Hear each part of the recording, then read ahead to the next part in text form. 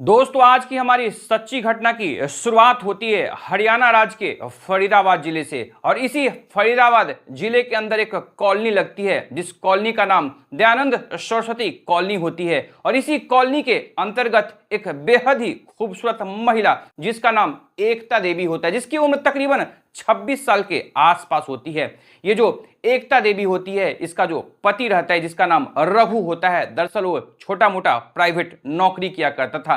उस नौकरी से बस इतना ही पैसा कमा लिया करता था कि उसके घर का जो है गुजर बसर चल सकता हो। अब एक दिन जो एकता देवी होती है अपने पति रघु से कहती है कि तुम तो नौकरी से बस इतना ही पैसा कमाते हो जिससे कि हमारा घर का गुजर चल सकता है, कुछ ऐसा करोगे जिससे घर में कुछ पैसे भी बचत हो सके। जिसके बाद जो उसका पति रघु होता है वो अपनी पत्नी यानी उस एकता से पूछने लगता है कि आखिर मैं ऐसा कौन सा काम करूं जिससे कि कुछ पैसों की बचत हो सके। जिसके बाद ये जो एकता देवी रहती है अपने पति रघु से कहने लगती है कि तुम ये प्राइवेट नौकरी छोड़कर पशुओं को बेचने का काम शुरू कर दो। जिसके बाद ये जो रघु होता है अपनी पत्नी एकता का बात मानकर पशुओं का खरीद बिक्री का काम करना शुरू कर देता है। अब दोनों पति पत्नी एक ऐसा फैसला लेते हैं कि ये दोनों बैंक जाकर 3 लाख रुपए कर्ज ले लेते हैं और रघु अब शहर जाकर पशुओं को खरीदता था और फिर उसे बेच दिया करता था। ऐसी अब आगे जो है 2 महीने का वक्त बीत जाता है। इधर रघु को अब कुछ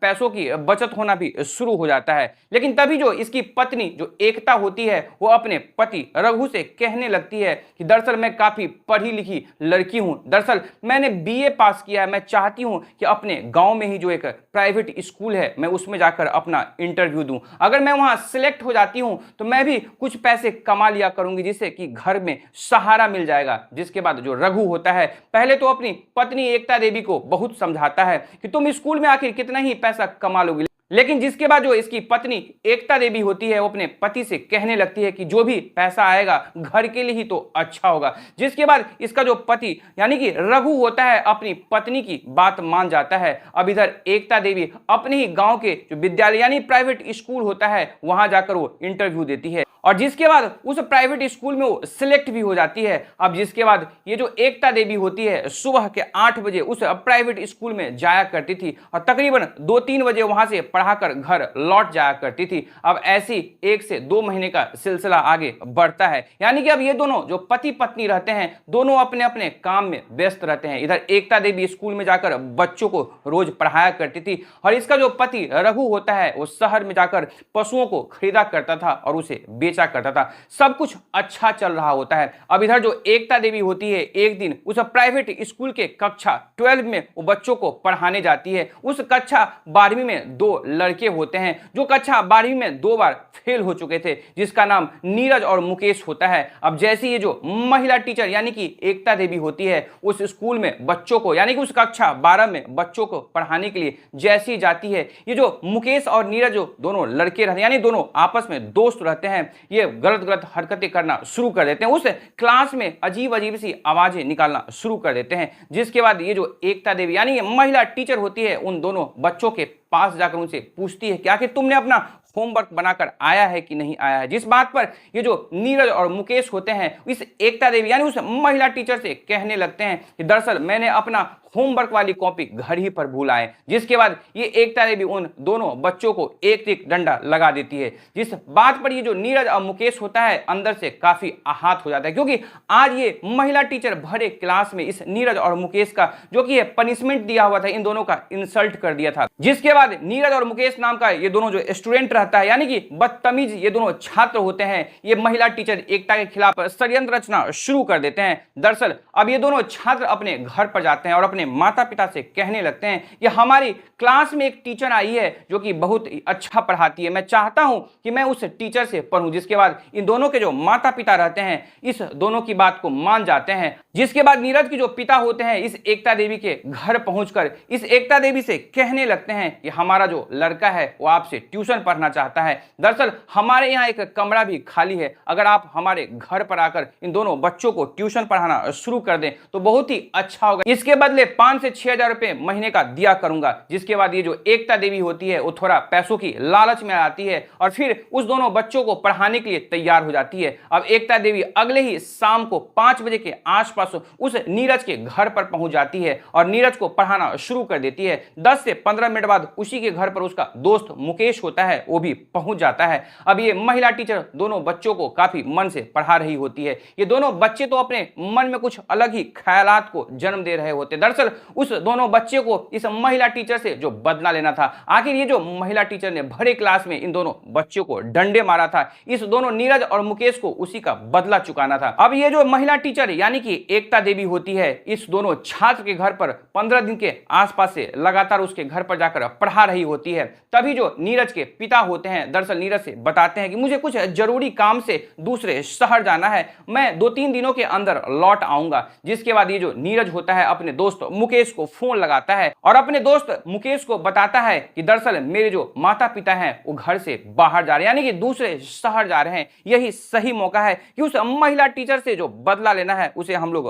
पूरा करेंगे। जिसके बाद ये दोनों एक ऐसा खौफनाक प्लान तैयार करते हैं कि नीरज अपने दोस्त मुकेश को बताता है कि आज मेरा जन्मदिन होने का हम लोग झूठ मूठ नाटक करेंगे और उस महिला टीचर एकता देवी को भी हम अपने घर पर बुलाएंगे। जिसके बाद हम दोनों जो मन में सोचे हुए हैं उसे पूरा करेंगे। दोस्तों जिसके बाद ठीक वैसा ही होता है। नीरज जो होता है उसे एकता देवी को फोन कॉल करता है और उसे बताता है कि आज हमारा जन्मदिन है, आपको जरूर आना है। जिसके बाद ये जो एकता देवी होती है उस नीरज से कहने लगती है इस शाम के 5 बजे तो मैं तुम्हें घर पर आकर पढ़ाऊंगी, उसी समय हम लोग तुम्हारा जन्मदिन मना लेंगे। दोस्तों ठीक वैसा ही होता है। अब शाम के 5 बजे के आसपास ये जो एकता देवी होती है एक पारदर्शी खूबसूरत सी साड़ी पहनकर उस नीरज के घर पर चली जाती है। अब पहले से ही वो नीरज और मुकेश घर पर इस एकता देवी यानी महिला टीचर का इंतजार कर रहा होता है। अब जैसी एकता देवी नीरज के घर पर पहुंचती है और ये जो नीरज और मुकेश होता है उस एकता देवी को खूबसूरत पारदर्शी साड़ी में देखता है, ये दोनों बेकाबू हो जाते हैं। इनके मन के जो आंतरिक विचार होते हैं वो बिल्कुल से कहीं ना कहीं बेकाबू हो जाते हैं। जिसके बाद ये एकता देवी अब देखती है कि घर पर नीरज के माता पिता होते नहीं। जिसके बाद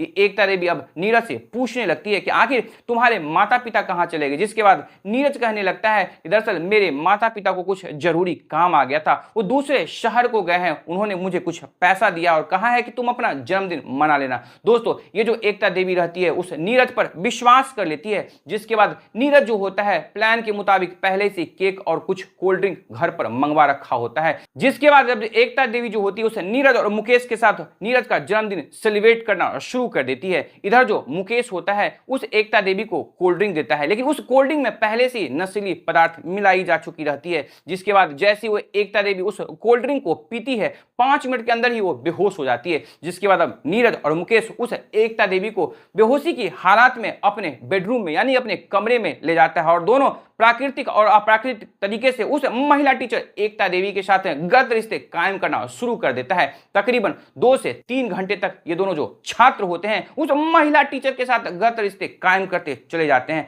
अब जैसे इन दोनों को संतुष्टि मिल जाती है वैसे ही एकता देवी होती है इसे होश आती है। अब ये देखती है कैसे वो उस बेड पर बिल्कुल आपत्तिजनक स्थिति में रहती है। उसे समझने में देर नहीं लगती है कि ये दोनों छात्र हैं मेरे साथ गलत कृत्य किया है। जिसके बाद अब एकता देवी उस दोनों छात्र यानी कि नीरज और मुकेश से कहने लगती है दरअसल ये बात मैं पूरे गांव में चिल्ला चिल्ला कर बता दूंगी। लेकिन दोस्तों जिस समय नीरज उस महिला टीचर के साथ गलत रिश्ते कायम कर रहा होता है उसी समय जो मुकेश होता है अपने दोस्त नीरज और उस महिला टीचर का जो अश्लील वीडियो है अपने फोन में कहीं ना कहीं शूट कर लिया होता है। अब ये नीरज और मुकेश उस महिला टीचर के सामने वो वीडियो निकाल कर रख देता है और कहता है कि अगर तुमने किसी के सामने मुंह खोला तो ये जो वीडियो है मैं नेट पर डाल के वायरल कर दूंगा। अब दोस्तों जैसी वो एकता देवी अपना और नीरज के साथ द्वारा बनाए गए गलत संबंध का वो अश्लील वीडियो देखती है उसके तो होश फाकते हो जाते हैं, यानी कि उसका होश उड़ जाता है। अब जिसके बाद ये जो एकता देवी यानी महिला टीचर होती है वो अपने कपड़े संभालती है और अपने घर पर वापस लौट जाती है। अब अगला दिन जो ये एकता देवी यानी महिला टीचर होती है, उस दोनों छात्र के घर पर शाम के 5 बजे नहीं पहुंचते हैं तो फिर से नीरज ये महिला टीचर एकता देवी को फोन कॉल करता है और उसे बताता है कि अगर आज भी तुम हमारे घर पर ट्यूशन पढ़ाने नहीं आओगी तो ये जो वीडियो है मैं नेट पर डाल दूंगा, यानी कि वायरल कर दूंगा। अब दोस्तों यहाँ जो महिला टीचर यानी कि एकता देवी होती है वो मजबूर हो चुकी थी, क्योंकि ये दोनों ब्लैकमेल करना शुरू कर देता है। अब फिर से एकता देवी शाम के तकरीबन 6 बजे के आसपास इस नीरज के घर पर पहुंच जाती है। फिर से नीरज इस महिला टीचर को जबरदस्ती अपने कमरे के अंदर ले जाता है और मुकेश और नीरज मिलकर फिर इस महिला टीचर के साथ गलत रिश्ते कायम करना शुरू कर देता है। दोस्तों ये जो खेल रहता है तकरीबन 2 दिन के आसपास तक और चलता है, जिसके बाद अब नीरज के माता पिता शहर से वापस घर लौट आते हैं, जिसके बाद अब नीरज और मुकेश को उस महिला टीचर के साथ यह खेल खेलने का समय नहीं मिल पाता है। लेकिन ये दोनों जो छात्र रहते हैं वो दिमाग से पैदल नहीं होते हैं। दरअसल अब उस महिला टीचर से 10,000 रुपए का डिमांड किया जाता है। कहा जाता है कि अगर तुम 10,000 रुपए नहीं दोगी तो जो वीडियो क्लिप है ये मैं इंटरनेट पर डालकर वायरल करवा दूंगा। जिसके बाद ये जो महिला टीचर एकता देवी होती है वो अंदर से मजबूर हो चुकी थी, उस दोनों छात्र को 10,000 रुपए दे देती है। जिसके बाद ये दोनों छात्र जो होते हैं पास ही में शहर में एक होटल का कमरा बुक कर लेते हैं। रात्रि के तकरीबन 8 बजे के आसपास अब ये नीरज होता है उस एकता देवी यानी महिला टीचर को फोन कॉल करता है और उसे बताता है कि आज की रात तुम्हें इस होटल के इस कमरे में पहुंचना होगा और हम दोनों के साथ तुम्हें पूरी रात गुजारनी होगी। अगर तुम ऐसा नहीं करती हो तो ये जो वीडियो क्लिप है मैं नेट पर डालकर वायरल कर दूंगा। जिसके बाद एकता देवी जो होती है बिल्कुल ही मजबूर हो चुकी थी, वो अपने पति से झूठ बोलती है और कहती है मेरी सहेली की आज की रात जन्मदिन मनानी है, मुझे वहां जाना होगा, 10 से 11 बजे के आसपास मैं लौट आऊंगी। दोस्तों इसका जो पति रघु होता है बिल्कुल अपनी पत्नी पर भरोसा करता था, इसका पति उसे इजाजत दे देता है। अब इधर जो एकता देवी रहती है उस होटल के कमरे में चली जाती है। वहां पर इस नीरज और मुकेश के साथ जैसी उस होटल के कमरे में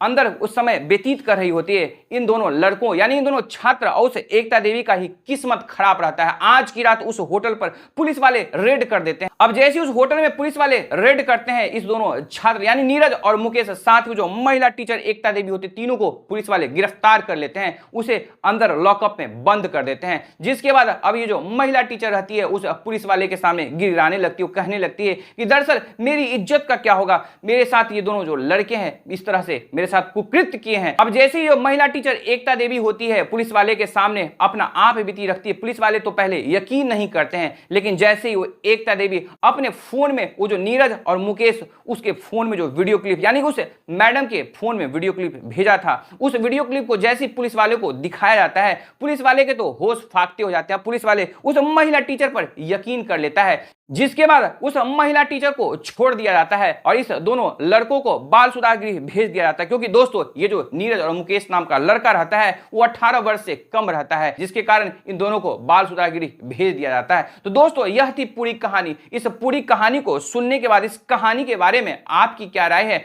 आप अपनी राय हमारी इस कहानी के कमेंट बॉक्स में जरूर साझा कीजिएगा। तो दोस्तों फिर मिलेंगे एक नई कहानी में एक नई सोच के साथ। तब तक आप अपना ख्याल रखिए, अपनों का ख्याल रखिए, हर संभव दूसरों की जरूर मदद करिए, क्योंकि यकीन मानिए आज आप किसी की मदद करेंगे तो कल को कोई ना कोई आपके लिए भी जरूर खड़ा होगा। तब तक सतर्क रहें, सुरक्षित रहें। जय हिंद, जय भारत।